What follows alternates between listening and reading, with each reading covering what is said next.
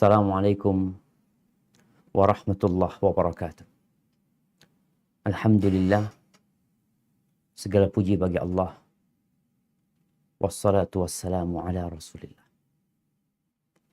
Salawat dan salam semoga tercurah untuk utusan Allah baginda Nabi kita Muhammad alaihi salatu wassalam. Untuk keluarga beliau, untuk para sahabat beliau dan orang-orang yang mencintai beliau. Amma ba'd. Jamaah rahimakumullah. Berapa banyak orang-orang yang kita kenal yang telah pergi meninggalkan kita. Berapa banyak orang-orang yang kita cintai yang pergi tanpa pamit dan tidak pernah kembali. Kita yang sedang menikmati hidup ini sejatinya akan berpisah dan bergabung dengan mereka. Jabatan yang sedang didudukinya, kekuasaan yang dimiliki, kesuksesan yang diraih, popularitas yang menyebabkan dia dikenal oleh semua manusia mungkin di Indonesia ini akan tinggal cerita. Rasulullah Sallallahu Alaihi Wasallam dalam hadis Aisyah radhiyallahu anha bercerita, "Kana Rasulullah SAW kullama kana lailataha min Rasulullah sallallahu alaihi wasallam." Nabi alaihi salatu wassalam setiap kali bermalam di tempatnya Aisyah, biasanya beliau di akhir malam itu keluar dari rumah. Padahal kita tahu Aisyah radhiyallahu anha adalah istri Nabi yang paling Nabi cinta. Tapi di akhir malam beliau menyempatkan diri keluar dari rumahnya Aisyah. Kemana? Kemana beliau pergi? Ilal Baqi. Menuju ke Baqi. Ke pemakaman yang berada di kota Madinah. Lalu beliau berkata, "Assalamualaikum dara qaumin mu'minin." Beliau mengucapkan Assalamualaikum, wahai negeri orang-orang yang beriman. Wa atakum ma tu'adun. Telah datang kepada kalian apa yang dijanjikan kepada kalian. Kita ini sering mendengar tentang kematian, tentang dahsyatnya kematian, tentang kehidupan setelah kematian. Tapi sebagian kita itu lalai, lengah. Maka Nabi mengatakan kepada mereka, telah datang kepada kalian apa yang dijanjikan kepada kalian. Nikmat kubur, azab kubur. Ghadan mu'ajjalun. Besok ditunda. Artinya ada orang-orang yang belum mati. Wa inna insyaallah bikum lahiqun. Dan kami insyaallah akan bergabung dengan kalian. Allahumma ighfir li ahli baqi'il qarn. Lalu beliau mengatakan, ya Allah ampuni buat orang-orang yang mati di Baqi. Hadis rawahu Muslim. Ahibati fillah. Ish ma syi'ta. Fa innaka mayyitun. Jibril alaihi salam berpesan kepada Nabi kita Muhammad alaihi salatu wasallam mengatakan, hiduplah semaumu. Silakan hidup, engkau hidup semaumu. Mau ikut aturan, mau gak ikut aturan, mau bersenang-senang saja, mau beramal soleh, mau berlelah riah untuk menggapai ridha Allah, atau engkau mau tidak peduli. Ish ma syi'ta fa innaka mayyitun. Engkau pasti mati. Sebuah kepastian dan keniscayaan yang tidak bisa manusia lari darinya. Sekuat apapun orang ini, secara ekonomi, secara kekuasaan, secara popularitas, mati.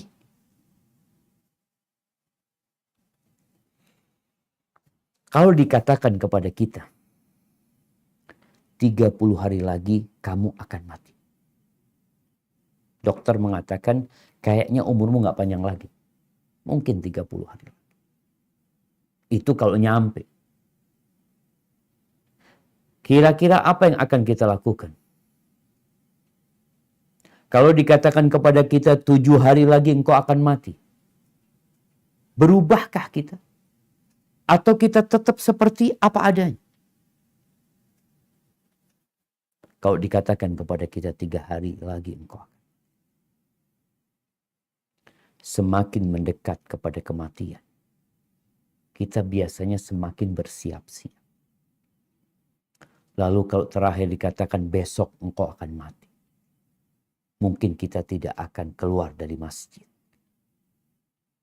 Mungkin kita akan duduk, berzikir, bertasbih, membaca Al-Quran, kita akan sholat, kita akan minta maaf kepada orang-orang yang pernah kita sakitin, kita akan bertobat kepada Allah Azza wa Jalla. Mungkin seperti itu yang akan terjadi. Sedangkan sejatinya kita ini udah divonis mati. Bukankah di surat Az-Zumar ayat 30-31 Allah Jalla Jalaluhu mengatakan innaka mayyitun wa innahum mayyitun. Innaka. Kau mati. Ini dikatakan kepada Nabi Muhammad SAW. Dan orang-orang bakal mati semuanya.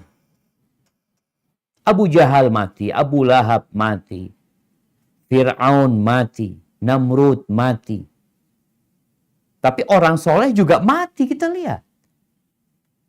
Nabi Adam meninggal dunia, Nabi Nuh meninggal, Nabi Ibrahim meninggal. Nabi Ishak, Yakub, Yusuf, semua meninggal dunia. Nabi Musa meninggal dunia. Dan Nabi kita Muhammad alaihi salatu wassalam terbukti meninggal dunia. 1431 tahun yang lalu beliau meninggal dunia. Beliau dikubur. Ana ingin mengajak antum membayangkan kalau antum mati besok, lalu antum diantarkan ke kuburan, ingat nih. Sekarang yang sedang di rumah, coba pandang-pandang keluargamu. Yang laki pandang istrinya. Pandang anak-anaknya. Yang istri pandang suaminya, pandang anak-anaknya. Kira-kira kalau engkau mati besok, kemudian engkau dimakamkan, adakah mereka yang mau mendampingi dirimu di kuburan? Nggak ada. Sebagaimana engkau tidak mendampingi ayahmu ketika mati. Atau kakekmu ketika mati. Kawanmu, sahabatmu. Ketika mati, engkau tidak mendampingi dia. Engkau tinggal dia. Dan kita pun akan ditinggal seperti itu. Baik. Untuk membayangkan kengerian kuburan. Sejatinya kita lihat ya. Rasulullah SAW mengajarkan kepada kita setiap sholat. Sebelum salam. Setelah di awal kita Allahu Akbar. Lalu kita baca Al-Fatihah. Lalu kita baca surat, lalu kita ruku, kita bangkit dari ruku, kita sujud, kita duduk, sujud, berdiri lagi. Dan di akhir sebelum salam, setelah rangkaian ibadah ini, Nabi mengajarkan doa kepada kita apa? Alaihi salatu wassalam, Allahumma inni a'udzubika min azabil qabr. Ya Allah, aku berlindung kepadamu dari azab kubur. Kita belum bicara neraka jahanam. Mulai dengan azab kubur. Awal manzilin min manazilil akhirah. Tempat singgah pertama dalam perjalanan menuju ke akhir. Wa a'udzubika min azabi jahannam. Baru kita berlindung kepada Allah dari azab neraka. Kebayang. Kalau antum di kamar. Di rumah. Dikasih rumah. Kasih ruangan kosong. Dimatiin lampunya. Lalu antum gak disiksa. Cuma ditinggal di situ. Tanpa handphone, tanpa listrik, tanpa apa-apa. Sendirian udah antum di ruangan itu selama 1 tahun. Apa yang akan dirasakan? Setahun kelamaan. Sebulan. Di ruangan itu tanpa handphone. Tanpa kawan. Kita akan stres. Makanya ada orang-orang yang na'udzubillah bunuh diri. Dia berpikir dia selesai dari semua hujatan. dari semua masalah, dari semua problematika, dia mati bunuh diri, engkau akan sendirian di sana, lebih parah lagi engkau di sana.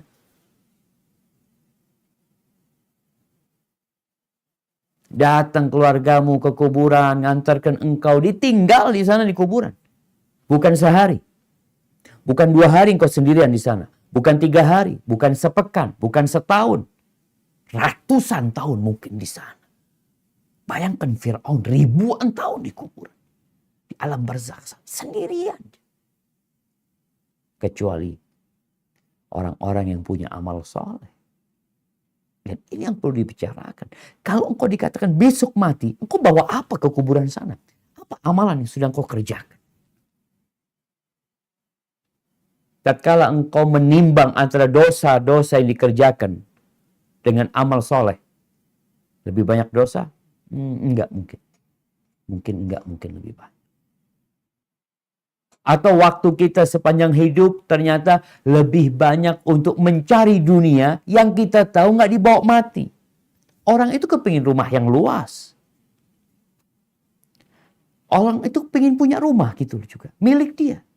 Tapi terkadang ada yang mati nggak punya rumah. Mati di rumah kontrakan dia. Mati nggak punya mobil. Tapi dia mati membawa amal soleh. Bisa jadi orang yang rumahnya luas di dunia, mati, dia berada di tempat sempit, yang sesempit-sempitnya setelah keluasan dunia. Ahibati fillah, orang-orang yang meninggal dunia akan menyesal ketika tidak punya persiapan. Oleh karena itu Nabi SAW mengatakan aktsiru dzikra hadzimil ladzat. Kalian perbanyak mengingat penghancur kelezatan. Penghancur kelezatan. Gimana jemaah? Bayangin ana sekarang di sini, ana bisa ngobrol sama antum, ada kawan-kawan di sini, ana merasakan asik, ana bisa makan, berjumpa sama teman, berjumpa dengan orang tua bersama anak, tahu-tahu semua diputus, kita taruh di ruangan yang sempit. Sempit-sempitnya. Lalu kita akan ditanya, man rabbu? Ma dinu? Man nabi? Tanpa ada yang menolak. Coba kita lihat angan-angan orang mati.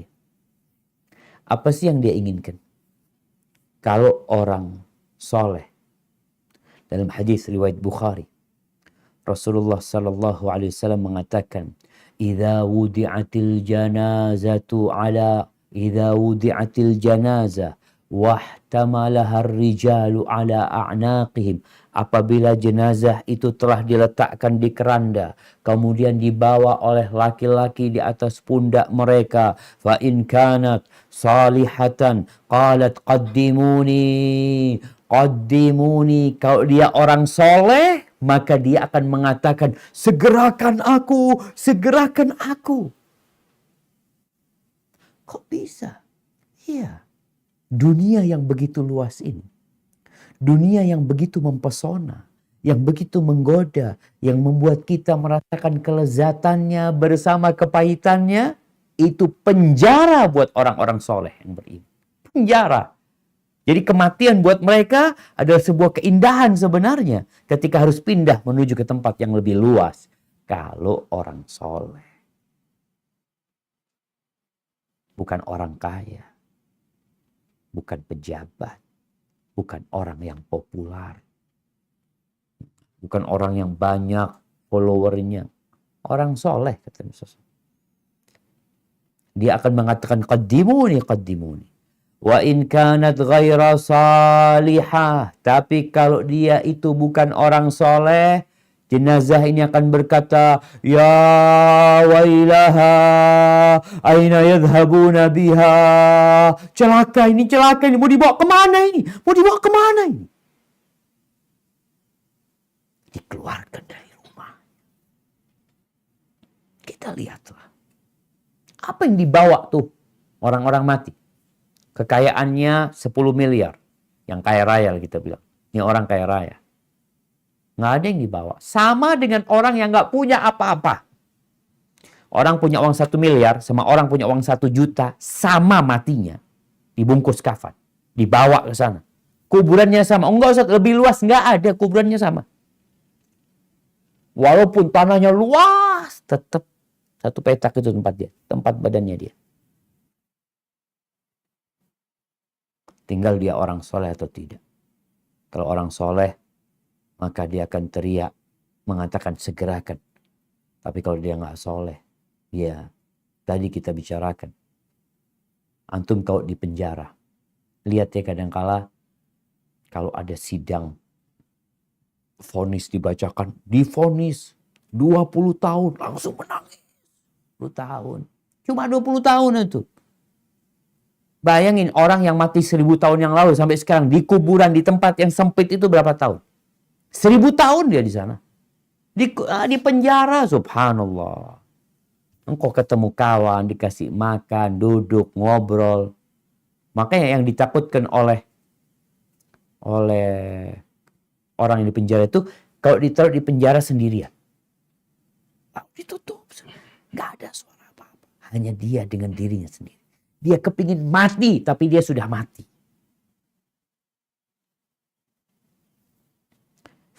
Di hadis Bara bin Azib radhiyallahu anhu, ketika Nabi SAW menceritakan tentang dicabutnya nyawa, kemudian dikembalikan ke kuburan, lalu dikatakan yunadi munadin minas sama, ada yang menyeru dari langit mengatakan an sadaqa abdi. Ketika ditanya man rabbuk, man nabiyuk, dia bisa menjawab. Ada yang menyeru dari langit mengatakan an sadaqa abdi, benar hambaku. Ini kalau orang benar. Ditanya man rabbuk, rabbi Allah. Madinuk Islam. Ma taqulu fi hadzal rajul alladhi bu'itha fikum? Muhammad SAW utusan Allah.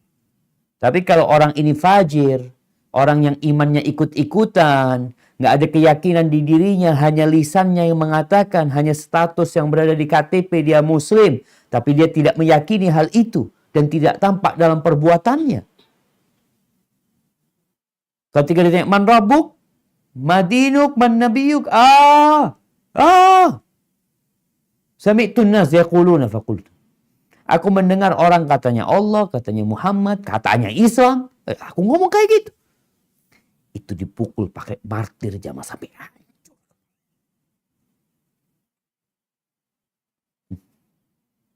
Mau minta tolong sama siapa? Makanya ketika engkau besok mati, apa yang akan kita lakukan? Tapi kalau dia bisa menjawab dengan benar karena keyakinan dan amalan dia, maka ada yang menyuruh mengatakan an sadaqa abdi, benar, hambaku itu benar. Jawabannya sahih semuanya. Fa'afrishuhu minal jannah wa albisuhu minal jannah. Berikan dia kasur dari surga. Berikan kepada dia pakaian dari surga. Tempat yang sempit itu tahu-tahu jadi luas, jadi indah. Waftahu lahu baban ilal jannah. Dan bukakan bagi dia pintu ke surga.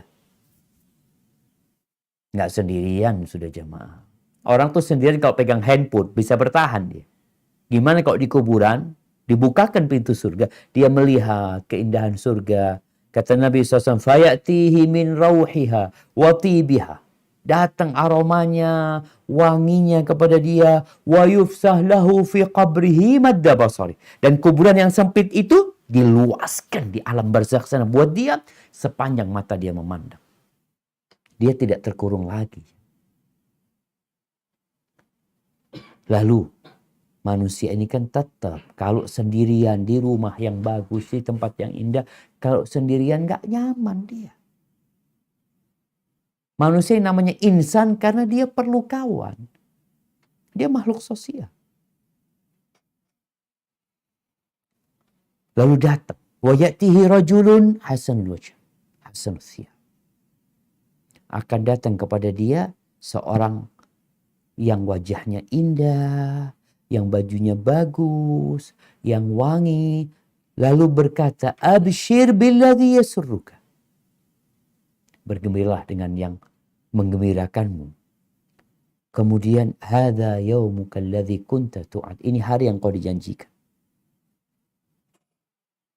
Jemaah, kita sholat, kita sedang dengar kajian dapat apa? Kita sholat dapat apa? Ramadan bentar lagi, kita puasa, kita sholat tarawih, kita baca Quran sebulan penuh, dapat apa? Fulus nggak dapat kita. Dapat capek kita, iya. Lelah kita. Kalau orang bekerja dapat duit. Makanya dunia ini dar amal, negeri untuk beramal tanpa hisab. Kita nggak dihitung di sini. Nggak dikasih tuh balasan yang kau sholat 5 waktu dapat duit 100.000. Enggak. Sholat ke masjid dapat duit 1 juta. Enggak. Berangkat haji nggak dapat apa-apa. Karena balasannya nanti. Tatkala ajal menjemput kita. Di tempat itu loh. Kita lihat kuburan sana tuh. Itu awal. Tempat kita akan mendapatkan balasan.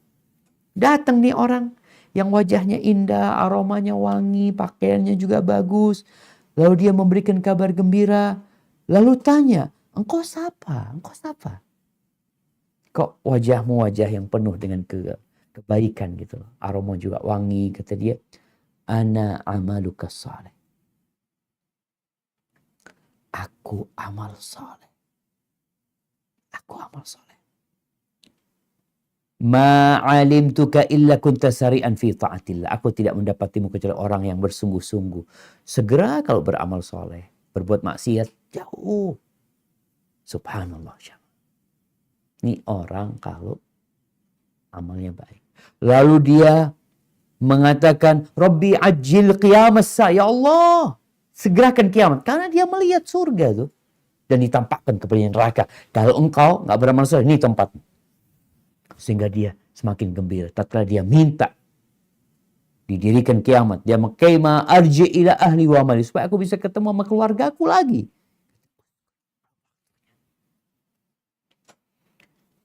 Tapi kalau orang jahat. Kalau dia orang jahat. Orang yang jauh dari ketaatan. Maka akan ada yang menyeru dari langit mengatakan an kadzaba abdi, dusta hambaku itu. Fa'afrishuhu minan nar, berikan karpet kasur dari neraka buat dia di kuburan. Mungkin kita melihat kuburannya nggak ada apa-apa Ustaz, semuanya sama. Enggak. Alam barzakh itu alam yang luas. Dikasih kasur dari neraka. Dikasih pakaian dari neraka dan dibukakan pintu ke neraka. Lalu datang orang. Ini jamaah. Sebagian orang memperolok-olok neraka. Memperolok-olok azab kubur. Tidak mempercayai adanya hari akhirat. Ketika masuk neraka, oh nanti aku ketemu sama orang-orang terkenal. Ketika itu engkau hanya akan ingat sama diri.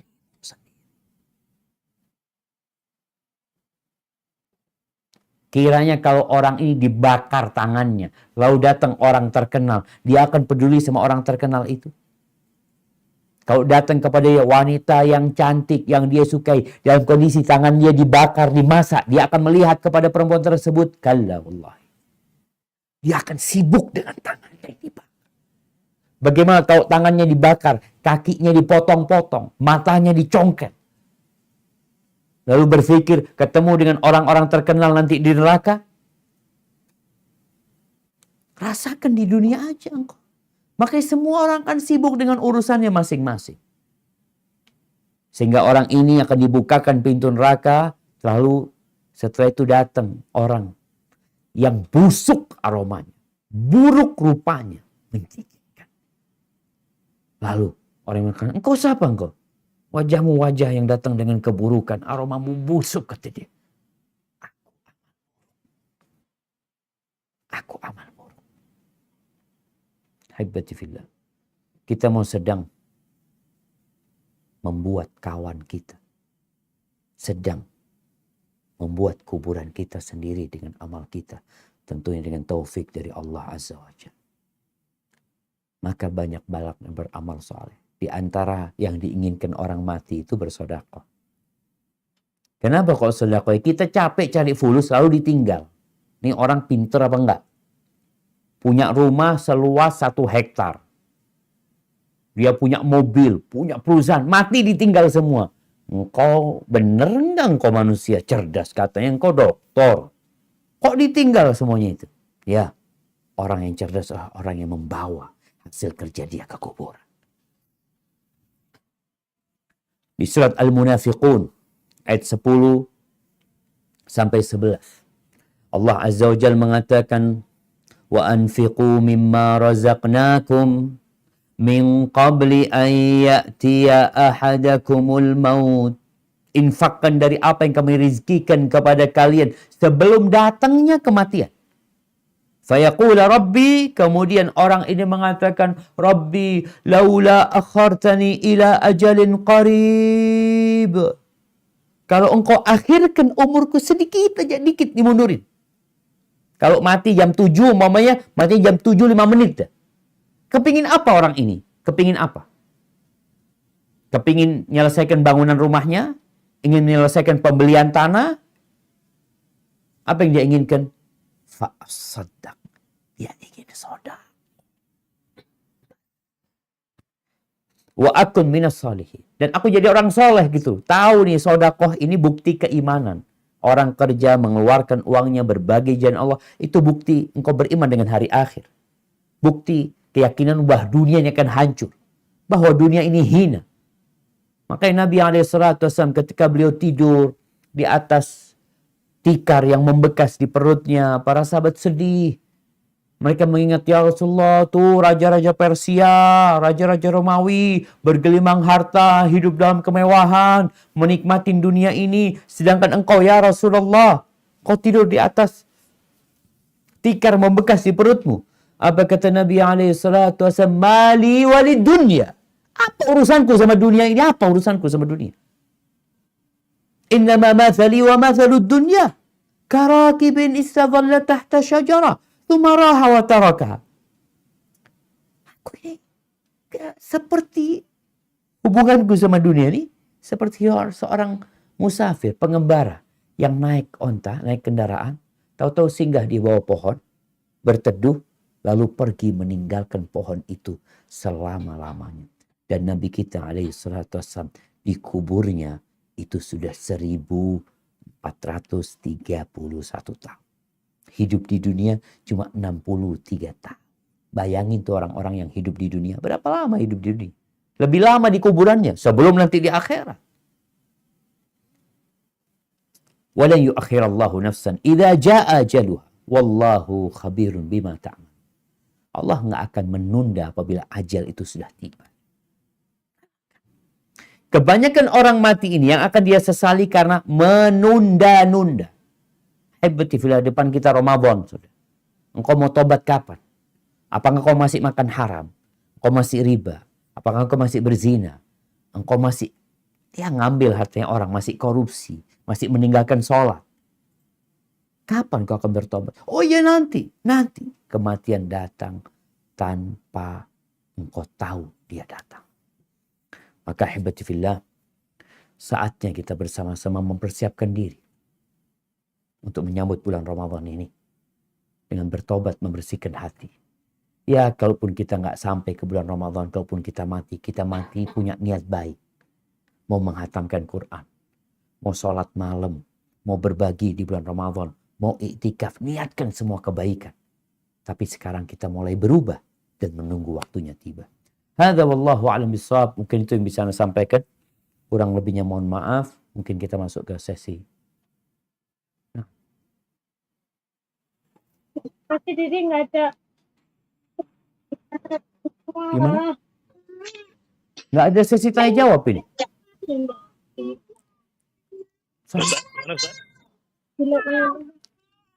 Nah, enggak, Anda pikir ada sesi tanya jawab ke mereka? Ya, alhamdulillah Ustaz. Kalau misalnya Ustaz ada waktu, bisa kita isi dengan tanya jawab Ustaz, lebih kurang Bismillah. 15 menit. Bismillah, Bang. Bisa Ustaz? Ya. Alhamdulillah. Oke, jemaah sekalian.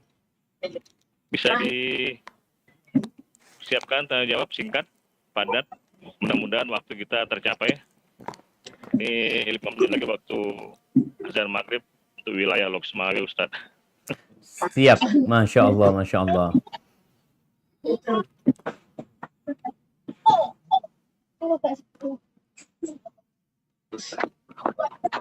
Ustaz, ini Nah. saya nanya Ustaz ya. Siap. Mohon dijelaskan Ustaz persiapan kita dalam menghadapi kematian seperti yang tertera di surat Al-Mulk ayat kedua, Ustaz. Mohon penjelasannya, Ustaz. Terima kasih, Ustaz. Nah, barakallahu fikum. Ya, kita tahu surat Al-Mulk ini termasuk surat yang dianjurkan untuk dibaca setiap malam.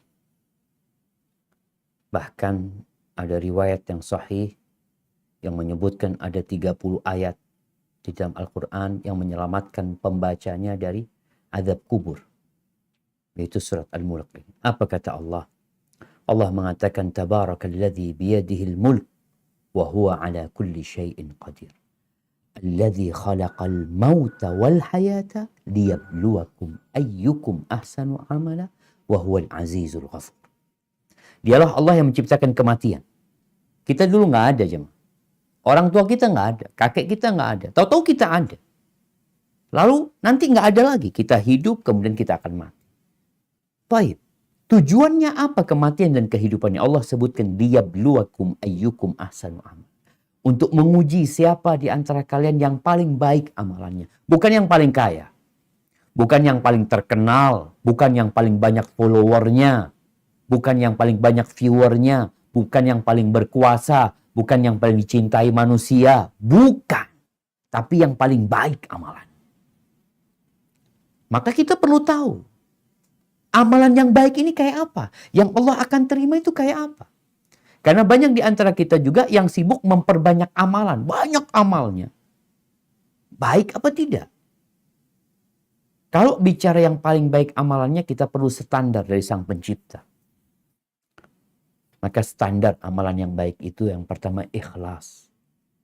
Kata Allah, "Wa ma umiru illa liya'budullaha mukhlishina lahuddin." Ikhlas. Yang kedua, mengikuti Nabi Muhammad SAW. Kok kayak gitu, Ustaz? Ya, bukankah syahadat kita asyhadu an la ilaha illallah wa asyhadu anna Muhammad Rasul? Bukankah itu syahadat kita? Syahadat la ilaha illallah menuntut kita untuk ikhlas. Syahadat Muhammad Rasulullah sallallahu alaihi wasallam menuntut kita untuk tidak beribadah kecuali dengan caranya Nabi Muhammad SAW. Sama. Yang diridhai Allah hanya Islam. Dan yang sudah Islam hendaklah beragama mengikuti Nabi Muhammad SAW. Udah. Jangan sampai kita nyeleneh. Berlebih-lebihan dalam beragama atau meremehkan agama. Ada yang berlebih-lebihan dalam beragama sampai mengkafir-kafirkan orang lain. Ada yang meremehkan agama sampai memasukkan orang kafir ke dalam surga. Terus gimana beragama? Udahlah, biasa-biasa aja. Sesuai dengan syahadat kita. Asyhadu an la ilaha illallah wa anna Muhammad Rasulullah. Salatnya ya udahlah. Salat seperti Nabi Muhammad SAW. Bicara keyakinan kita. Bicara ibadah kita. Bicara akhlak kita. Bicara muamalah kita. Kita punya dua standar. La ilaha illallah Muhammad Rasulullah. Maka dituntut umat Islam itu untuk belajar. Untuk belajar. Belajar apa? Ya belajar yang diajarkan Nabi Muhammad sallallahu alaihi wasallam. Mungkin seperti itu. Wallahu a'lam bishawab. Nah.